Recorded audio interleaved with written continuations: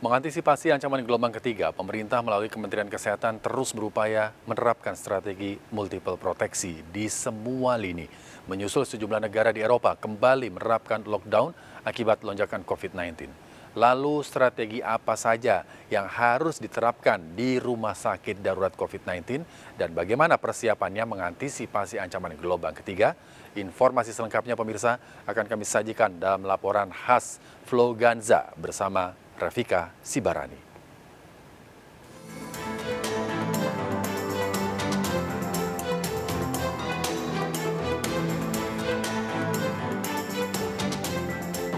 Pemirsa, Indonesia diminta untuk berjaga-jaga dalam menghadapi potensi ancaman gelombang ketiga pandemi COVID-19 seperti yang sudah ditunjukkan beberapa negara di Eropa. Meski tingkat vaksinasi di tanah air sudah tergolong tinggi, akan tetapi upaya pencegahan harus tetap dipersiapkan sedini mungkin. Lalu apa langkah antisipasi yang sudah dipersiapkan oleh pemerintah dan negara mana saja yang menjadi ancaman? Kita cari tahu.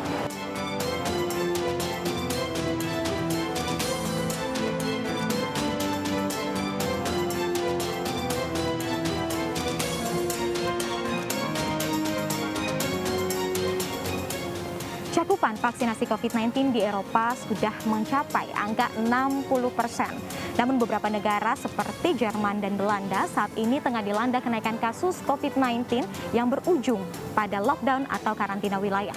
Padahal dua negara ini terbilang cakupan vaksinasinya cukup tinggi. 10 hingga 25% warganya yang terkena kasus COVID-19 ini merupakan warga yang sudah menerima vaksinasi.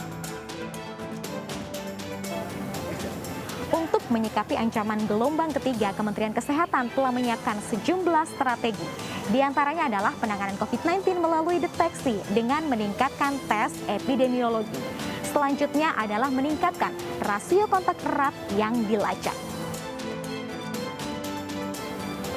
Pertama, upaya pelacakan dan pemantauan genom virus SARS-CoV-2 atau yang biasa disebut dengan surveillance genomik. Kemudian kedua, mengonversi tempat tidur di rumah sakit 30 hingga 40% dari kapasitas yang ada. Dan ketiga, pemenuhan dari oksigen, alat kesehatan, hingga sumber daya manusia. Jangan lupa untuk mengerahkan tenaga kesehatan cadangan, kemudian pengetatan syarat masuk rumah sakit, hingga pemanfaatan isolasi terpusat.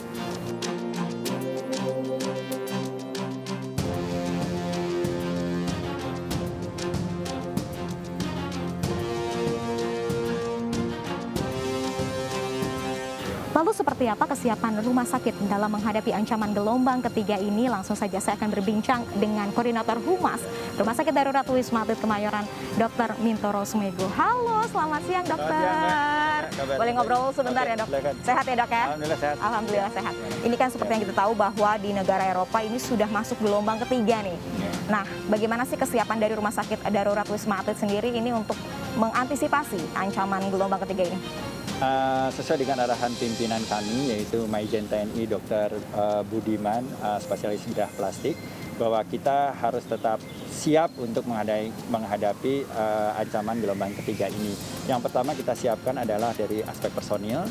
Personil yang ada saat ini kita tetap standby-kan.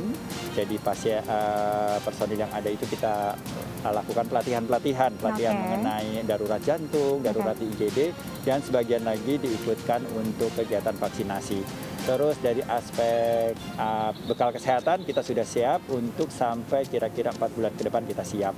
Tower yang sudah ada pun kita sekarang siapkan tempat tidur itu 7.894 tempat tidur yang saat ini ada kita siapkan kalau nanti ada lonjakan di gelombang ketiga. Oke, tapi tentunya kita berharap gelombang ketiga ini tidak masuk ke Indonesia ya dok. Mudah-mudahan nggak ada lah, mudah-mudahan. Kalau masyarakatnya taat dengan protokol kesehatan, insya Allah bagus lah.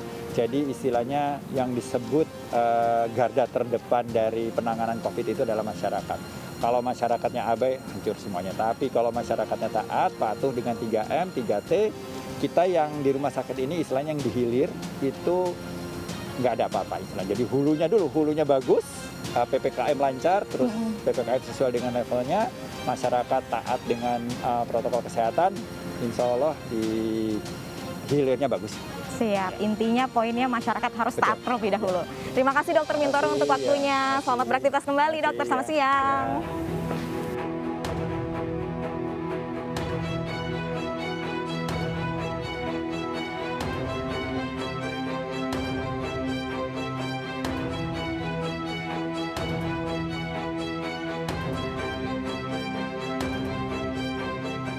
Jadi tentunya persiapan untuk kita menghadapi gelombang ketiga ini kan dari hulu ya. Artinya kalau tadi sudah ada penerapan PPKM level sebagai kebijakan kita yang dilakukan di semua kabupaten kota untuk level 3, kita tetap mendorong protokol kesehatan harus tetap dijalankan. Jadi bagaimana satgas-satgas itu diaktifkan ya, kemudian memastikan pemerintah daerah juga melakukan penerapan protokol kesehatan yang lebih kuat lagi. Selain itu juga evaluasi kan terus kita lakukan, tidak hanya pada saat penerapan nanti di akhir Desember, tapi kita terus memberikan input kepada kabupaten kota, terutama kabupaten kota yang kemudian jumlah kasusnya misalnya terjadi peningkatan, kemudian kapasitas testing dan tracingnya berkurang. Ini yang terus kita feedbackkan ke daerah untuk kemudian daerah memperkuat hal-hal tersebut. Nah, yang lain adalah yang harus kita lakukan percepatan vaksinasi ya. Percepatan vaksinasi ini harus segera kita kejar, terutama karena saat ini kita mengejar kurang lebih 33% untuk masyarakat yang belum mendapatkan dosis 1 ya. Kemudian untuk yang mendapatkan dosis kedua itu ada sekitar 56% yang harus kita kejar pelaksanaan vaksinasinya. Mengenai kemungkinan untuk pengetatan rumah sakit, pasti artinya yang di rumah sakit itu adalah yang dengan gejala sedang ataupun berat ya. Kalau gejala ringan itu harusnya bisa melakukan isolasi. Justru kita akan mendorong masyarakat melakukan isolasi di fasilitas tempat isolasi, bukan melakukan isolasi mandiri. Karena kalau kemudian terjadi perburukan kan lebih cepat untuk penanganannya ya. Nah, jadi untuk rumah sakit pasti untuk kasus-kasus yang cenderung berat atau membutuhkan atau kondisi sedang tapi mengarah ke gejala klinis yang berat, misalnya dia punya komorbid yang tidak terkendali dan sebagainya. Jadi memang rumah sakit prioritasnya adalah untuk kondisi-kondisi yang sedang dengan komorbid banyak ataupun yang sudah berat. Sementara yang ringan itu akan dilakukan atau diarahkan untuk melaksanakan isolasi secara isolasi di tempat-tempat pusat isolasi, bukan isolasi secara mandiri.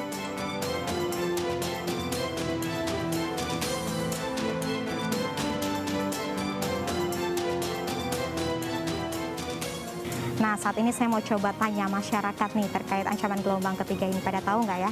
Nah, di sini ada mas-mas nih. Halo Mas, boleh ngobrol bentar ya Mas? Boleh berdiri Mas? Mas siapa nih? Mas Bagus. Mas Bagus. Mas Bagus, kan saat ini di beberapa negara Eropa sudah masuk gelombang ketiga pandemi COVID-19. Udah tahu belum nih infonya nih? Udah tahu sih, udah banyak juga. Sudah tahu ya? Nah, yang mau saya tanya tanggapannya seperti apa nih? Ada rasa ketakutan nggak sih nih? Tetap takut sih Kak, soalnya kan nggak tahu dia bahaya apa enggaknya gitu kan. Oke. Jadi rasa khawatir sedikit masih ada ya. Iya. Nah, harapannya untuk pemerintah ancaman gelombang ketiga ini seperti apa? Harusnya udah punya planning buat nahan biar nggak terlalu menyebar kayak yang sebelum-sebelumnya sih Kak. Oke. Iya gitu harusnya. Antisipasinya Iya. ya. Oke, siap. Terima kasih banyak Mas Bagus ya. Silakan beraktivitas kembali. Nah, saya mau coba cari lagi nih yang mana ya masyarakat. Nah, ada Masnya nih Mas. Boleh saya ngajak ngobrol bentar ya Mas ya? Iya boleh. Boleh. Mas, dengan Mas siapa nih? Richard. Mas Richard. Mas Richard, udah tahu belum sih kalau beberapa negara di Eropa ini udah masuk gelombang ketiga pandemi COVID-19? Udah sedikit tahu sih Kak. Udah ada dengar Iya. infonya ya? Iya. Nah, tanggapan Mas sendiri seperti apa nih? Takut atau biasa aja nih? Kalau saya sendiri sih lebih takut sih kayaknya. Karena Karena kan varian baru ya, betul. jadi kayak lebih takut. Jadi kayak khawatir lebih Iya. parah atau enggak gitu Hmm. ya? Oke, terus harapannya sendiri untuk pemerintah dalam mengantisipasi ancaman ini seperti apa nih? Mungkin untuk harapannya sih kayak, kan ini kan dari luar ya, Betul. mungkin lebih diperketat lagi penjagaannya di, kayak di pesawat gitu kan. Mungkin diperketat lagi aja sih. Supaya nggak masuk ke Indonesia Iya. ya harapannya ya. Makasih banyak Mas Richard untuk informasinya. Silakan beraktivitas kembali Mas. Wabah COVID-19 sudah ada hampir 2 tahun lamanya sejak Maret 2020. Pandemi akhirnya berdampak pada pelemahan perekonomian bukan hanya di Indonesia, tetapi juga hampir di seluruh negara di dunia. Pandemi COVID-19 juga akhirnya menyebabkan ketidakpastian global. Persoalan-persoalan yang dihadapi oleh negara-negara di dunia juga akhirnya menyebabkan kompleksitas masalah. Kunci untuk menyelesaikan persoalan pandemi ini adalah mengendalikan kasus COVID-19 ini sendiri. Tidak hanya tugas pemerintah, tetapi juga masyarakat memiliki peranan besar. Oleh karenanya, ayo lawan bersama pandemi COVID-19 dengan tetap hidup sehat dan bersih serta disiplin menerapkan protokol kesehatan. Dari Jakarta, Redika Sibarani, Jemi Yasin, dan Ade Ahmad, iNews melaporkan.